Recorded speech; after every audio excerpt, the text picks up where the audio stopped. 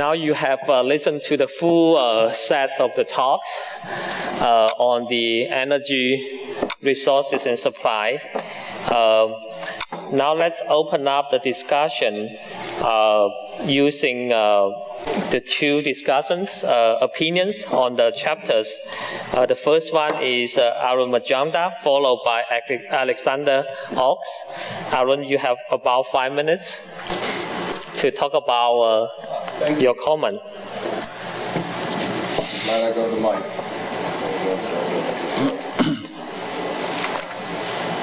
Thank you. First of all, thank you, Sally, for putting this together and inviting me for this.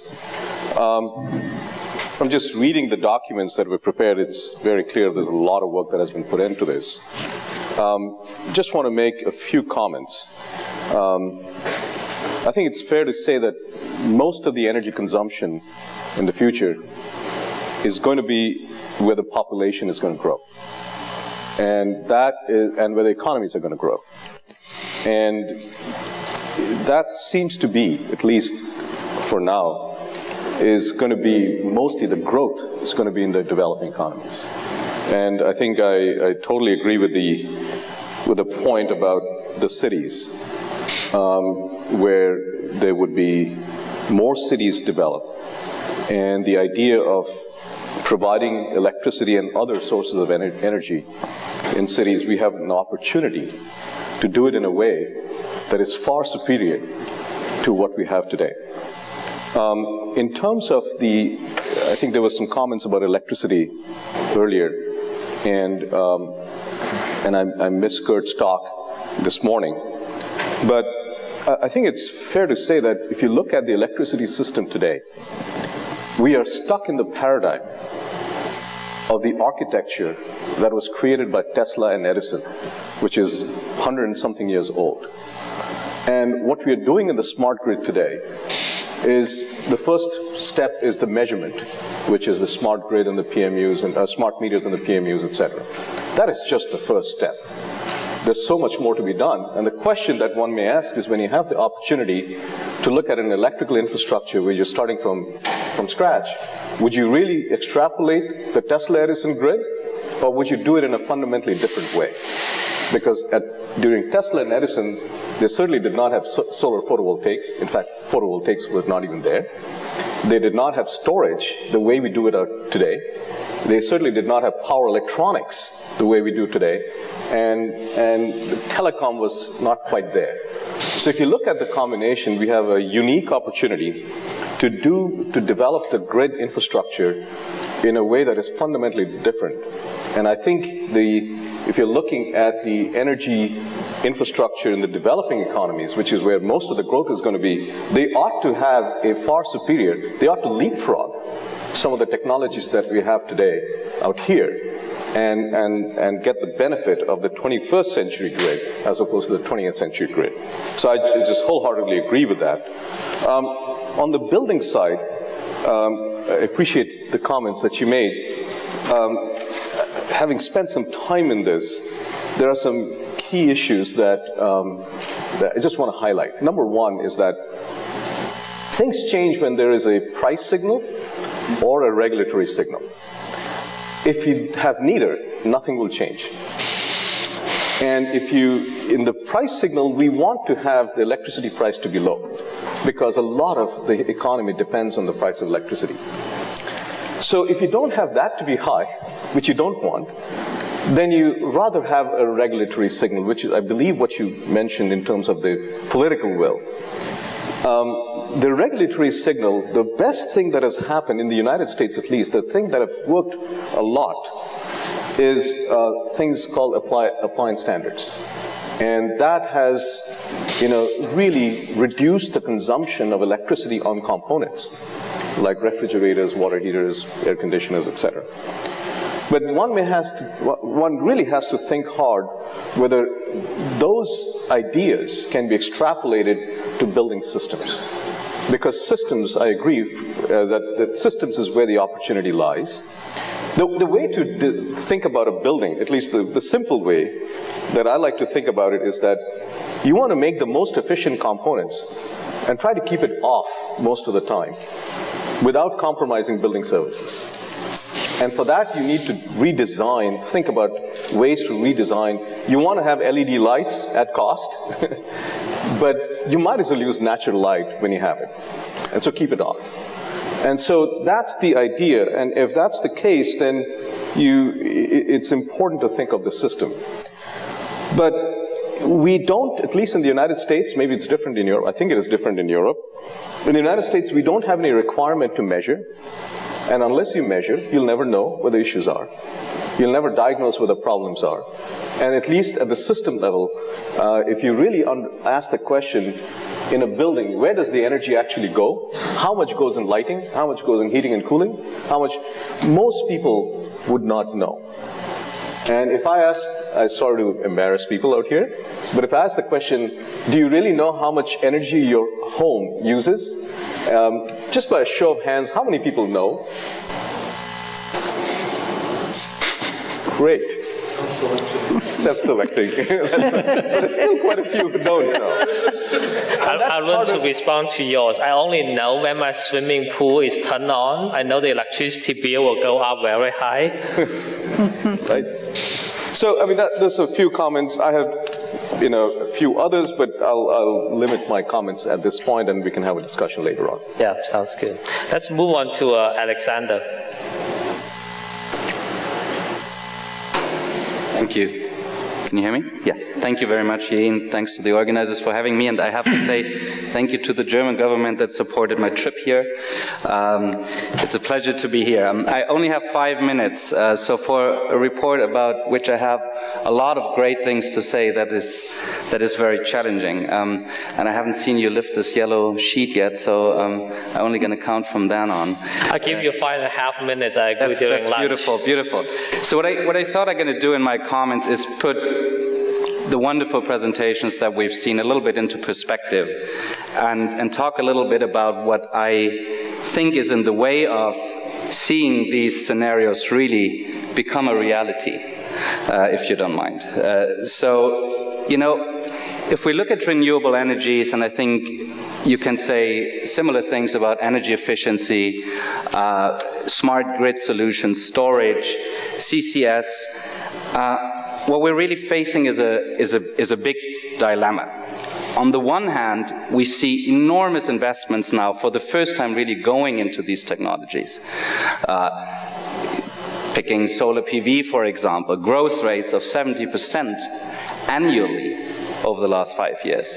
Enormous growth rates, while fossil fuels grow in the low-digit percentage points. And nuclear, for example, being the only mainstream power source that actually has negative growth. So growth rates that, many of us, as recently as 5 years ago, would have thought, even the optimists amongst us would have thought are absolutely impossible.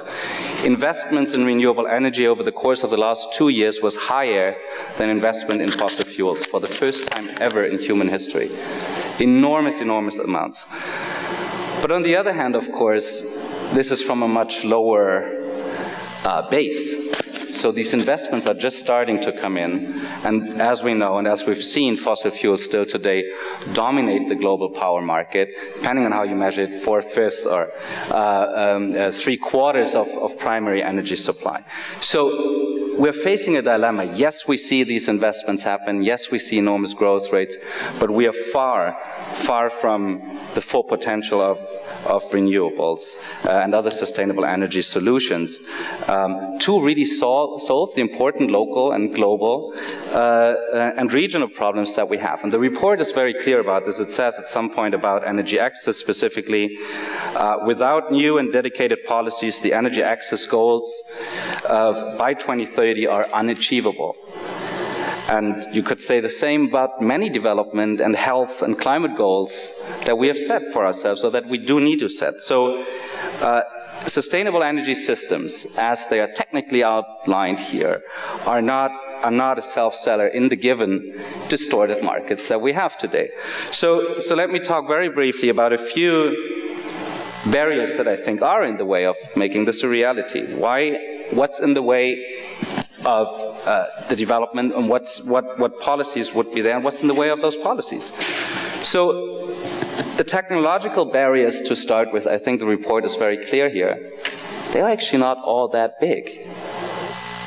I don't know whether you agree. Maybe we can discuss this over the panel a little bit, but it's really truly remarkable how far we have come. Hydro, geothermal, wind, PV, biomass in many areas today are price competitive. And what the IEA very recently has said might be possible in 2030, Bloomberg New Energy Finance and other groups say is actually the case today already. Not everywhere. We have the problem with fossil fuel-rich countries, but in many places on Earth that's already the case. So that's not the problem. Then there's intermittencies. We all know this argument, the sun doesn't always shine and the wind doesn't always blow. Well, there's a lot of solutions for how to deal with intermittencies, and storage is really only one of them. And I think you're making a very strong point in the report that what you need is a systematic approach. You need an approach that is integrating different regions and one and the same energy source, different energy sources at the same time, and of course, renewables with energy efficiency and smart grid solutions. We have seen reports, WorldWatch was contributing to one of them, that in 2030, 50% of energy demand can be supplied by renewable sources. Technologically, it's not a problem, and I would even argue that economically, in the long run, it's a much smarter way to go. So this is not the big problem. So what is the big problem then? Let me jump forward here because I know I have to come to an end. So there's quite a few, but I want to make 3 very brief points. One, we have an information problem, we have a knowledge problem, or we have a misinformation problem. Too many people do look at sustainable energy solutions still today as a luxury toy. It's something that we would all love to have, but, we cannot afford it. While the truth of the matter is just the contrary. The world that we live in today, the business as usual, is the one we cannot afford. This is business as broken, basically what we do. And to give you some numbers and not just throw this out there and climate change is going to kill us all, I'm going to give you some numbers. Congressional Research Service has said for the United States that just the burning of coal, and just the health impacts of that are $120 billion every year. It's not a green group or the Congressional Research Service. The China Environmental Ministry thinks that the People's Republic spends about 10% of their GDP just for cleaning up pollution and pollution-related healthcare costs. Countries in Africa and in the Caribbean and in the South Pacific pay 15% or even more of their GDP every year just for the import of fossil fuels. No healthcare costs, no pollution costs included in this.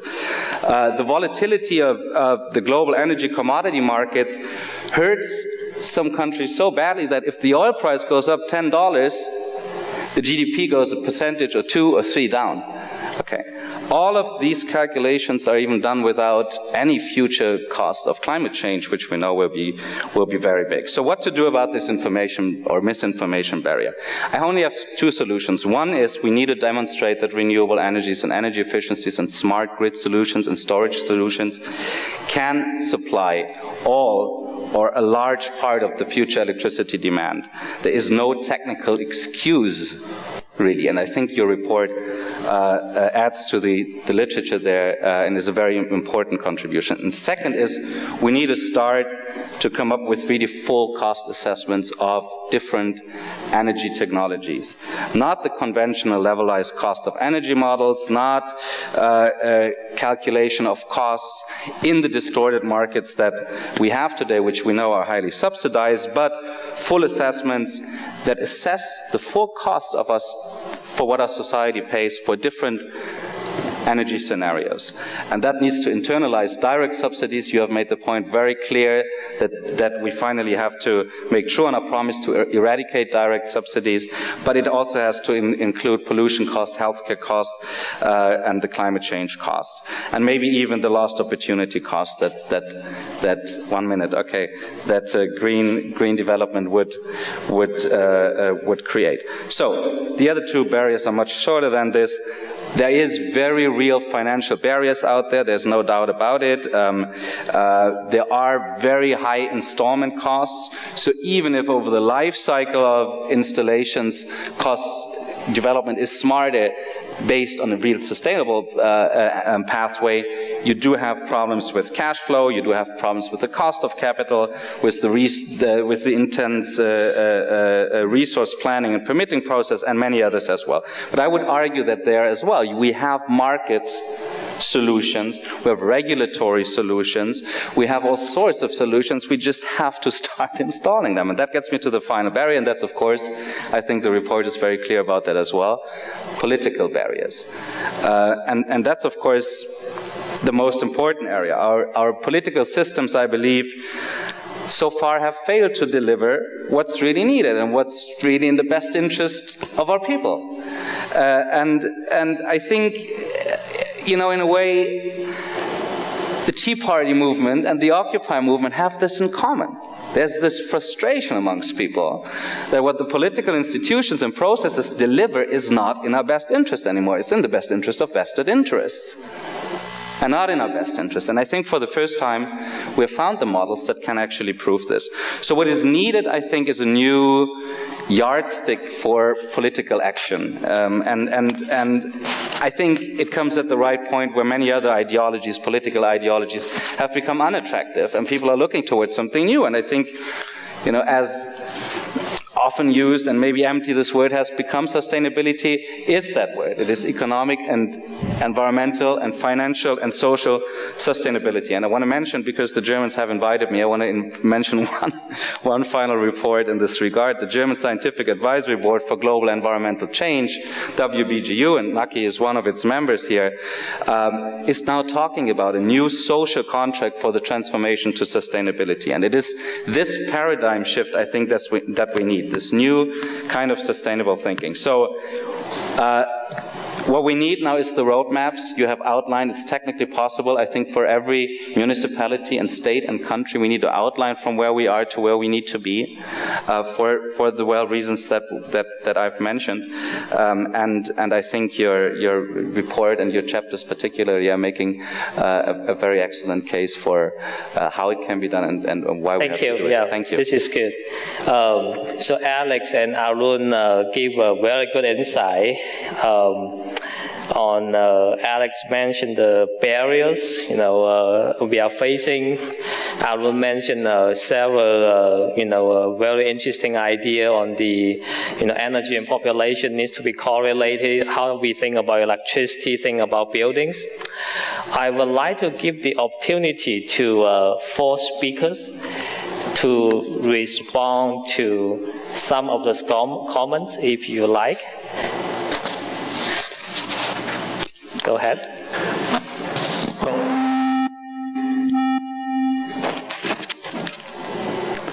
I agree with most of the comments. Apart from one, I would say the statement that all the technologies that we need are already there, especially when looking to storage technologies. I think that huge developments still have to take place.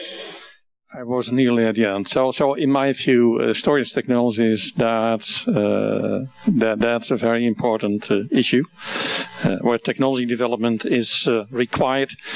And on the other hand, also further development of technology in the renewables to reduce cost and increase efficiency is also still a major issue.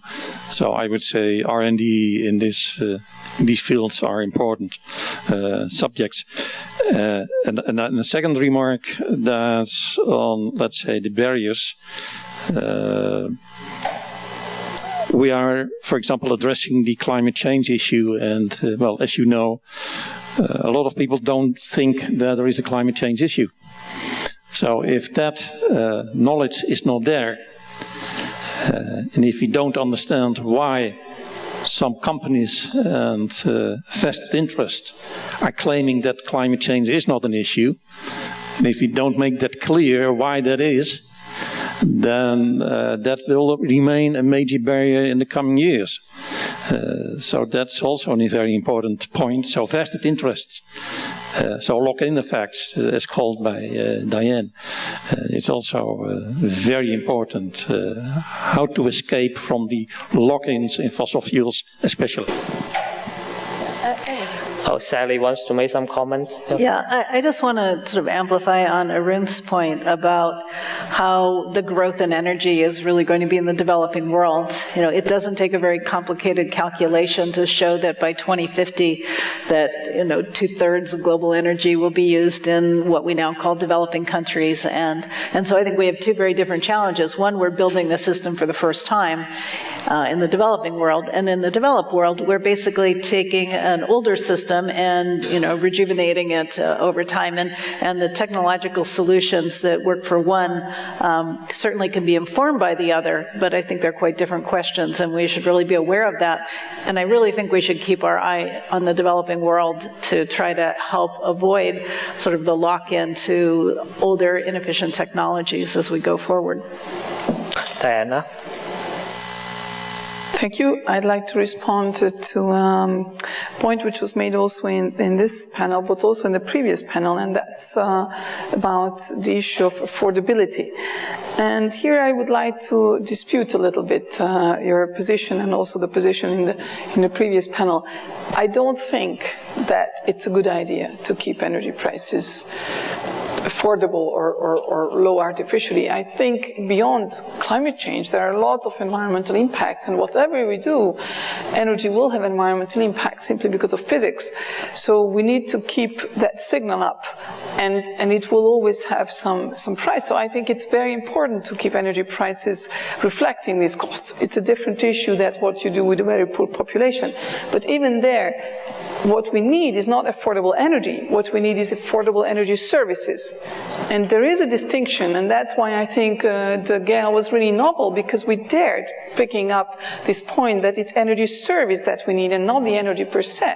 And let me give a good example. Also in the previous panel, someone mentioned housing, that for poor people you need to have the energy affordable or energy prices low so that they can afford. In fact, the response is in some European countries that instead of saying that you will get subsidized energy, there's a mandate that whoever builds social housing, for example in Austria, in many countries, you must have the highest efficiency buildings for these, because even with a high energy price, then you keep their energy costs very low. So the way to keep energy services affordable is rather let's go for the huge efficiency potential that we still have, rather than keeping artificially prices. And I come from a region where this was we pay a very high price for artificially keeping energy prices low for all through the Soviet period. We still suffer. We still, most buildings in Eastern Europe still use, and industries and everything still use several times the energy than the same energy in the West, because we thought it was a great idea to give energy at affordable levels. And your point was that it hurt industry. High energy prices hurt industry. I don't think so. We just discussed over lunch that electricity prices in Europe are about 2 to 3 times higher than the US. Is it really hurting European industry? Is the industry that we are going into, is it really so energy intensive that those industries will care whether it's, I don't know what sense. What we see, if the much higher prices would trigger a lot of efficiency, we would see that. But in fact, what we see is that the opportunity cost of that investment is more important in other areas than investing in efficiency. So anyway, that was... Thank you, Diana. Bob, you have some comment to make? Can you make this comment within a minute or so, then we can open up to the public? I saw they are eager to be engaged. Yeah, I don't want to eat into the public's time, but just quickly second what Arun said about starting today. Looking at things very differently. You used the example of the electricity grid. And I would just add, and I think it's implicit in what you said, that if we look at next year or 10 years from now, that's even going to be more true. So we shouldn't get locked into things. How that plays out in terms of investments and convincing policymakers to do something that helps those transitions remains to be seen, but something that needs to be worked on. And then quickly, the issue, we keep coming back to cost, and this morning in the discussion on cost, I was struck by something that has continually affected me, and that is that cost is not everything. I think we all know that implicitly, but I go back to the cell phone, which was invented, I think, as we know, at Bell Labs, and everyone at Bell Labs at the time, I'm old enough to remember this, said cell phones aren't going to work because nobody's going to pay the money, the extra money, to use cell phones. What they miss, and what we have to remember not to miss, is the convenience in what we're doing, and that applies to all technologies. So it's not just cost, it's cost plus convenience. Thank you, Bob. For the remaining about 10 minutes or so, let's open up this to everybody to ask questions. Please identify yourselves, and your question needs to be brief. This one in the back, ladies first. Thank you. My name is Teresa Gross. I'm Vice President of the Bay Area Council Economic Institute. I'm thoroughly impressed by all the engaging exchanges today. My question is perhaps more directed to Professor Benson. Several years ago, there was a lot, or at least I heard a lot, about cholera. There was a pilot project at Moss Landing, and it was experimenting with cement works next to a power plant.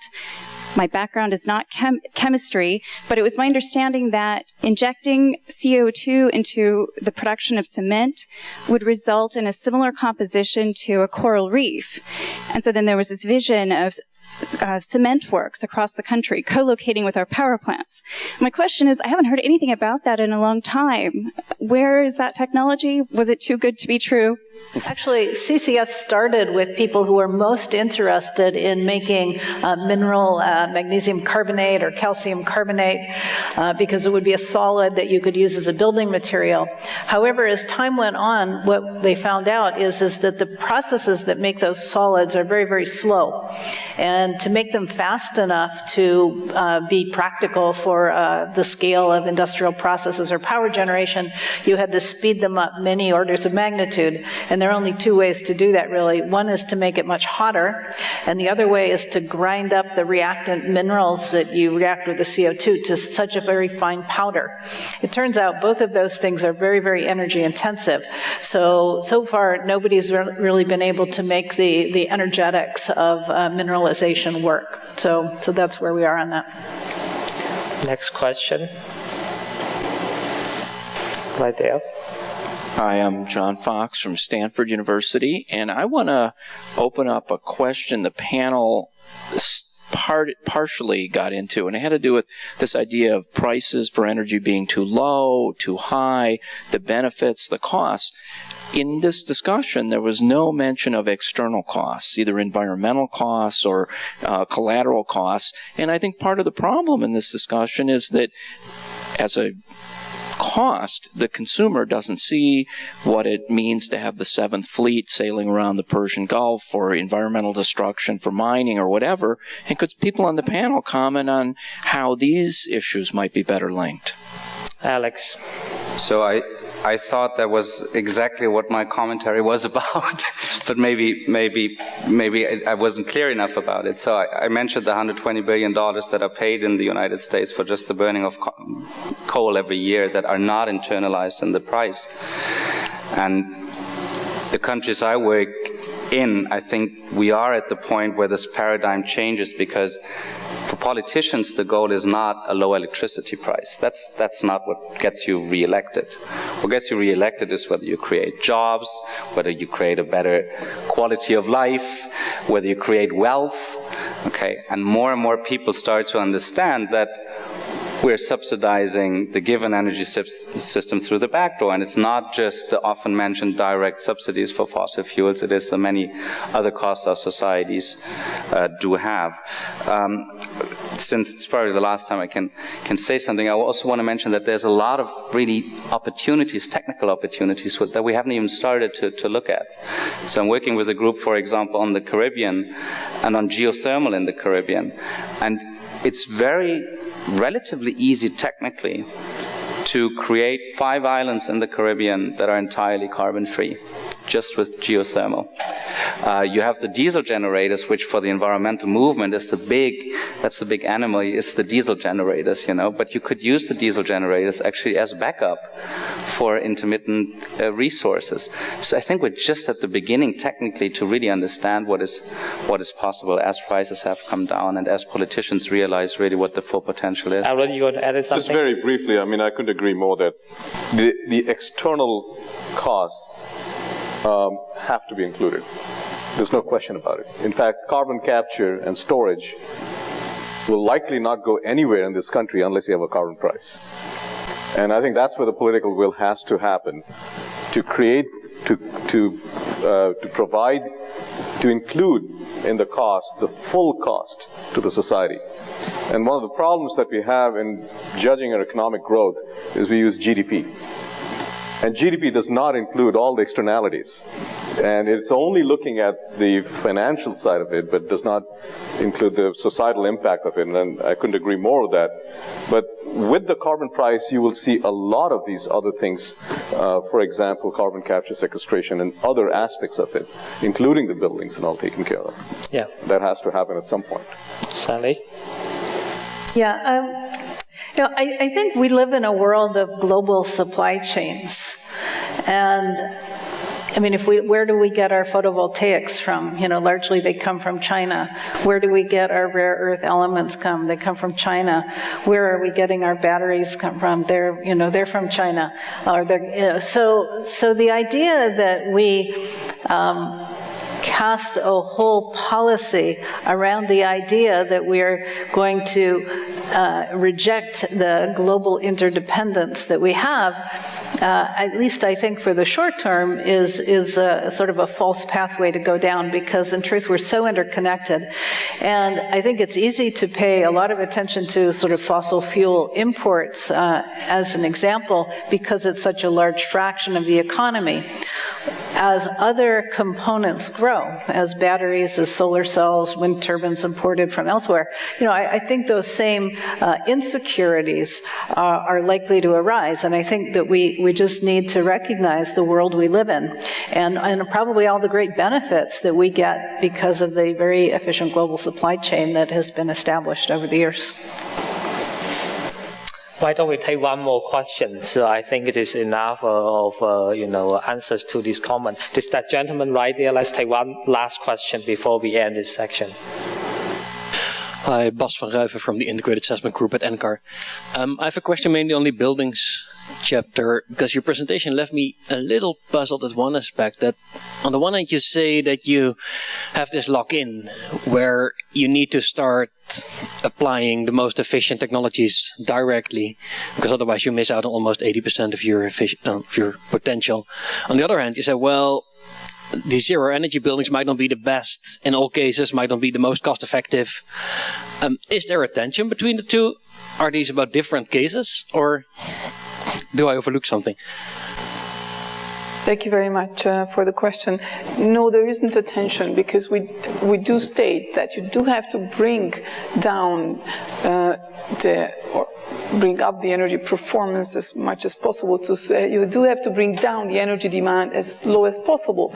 Simply what the team in the end agreed, that how you satisfy that remaining low energy need, whether production on site or bringing in low carbon and other sustainable sources from the outside, that should be a decision which should be case by case, location by location, looking at the full environmental and cost implications, rather than mandating that it should be on the building. That's all we are trying to say, and we would emphasize much more the potential use of local other energy waste sources, so more cogeneration and industrial and other energy waste. So there is we are not totally contradicting. The only thing we are contradicting is this huge rush for zero energy buildings, because in some cases it may actually spur or urban sprawl. Because if you, in a very dense environment, you may not be able to satisfy zero energy building mandate. So the architect may just rather plan a lower floor, and so on and so on. So it's, of course, there are definitions. You can relax the definitions that some countries are solving the issue that way. But then why have a zero energy building mandate? There is it sounded nice. First, we also all believed in it, but it's not necessarily what brings you the best environmental results. I know you still have questions, but I want to respect everybody's time. We all know this cluster number 2 is very exciting. And the next section, cluster number 3, is equally exciting. So I want to give you a break. Let's thank all the speakers and discussants today.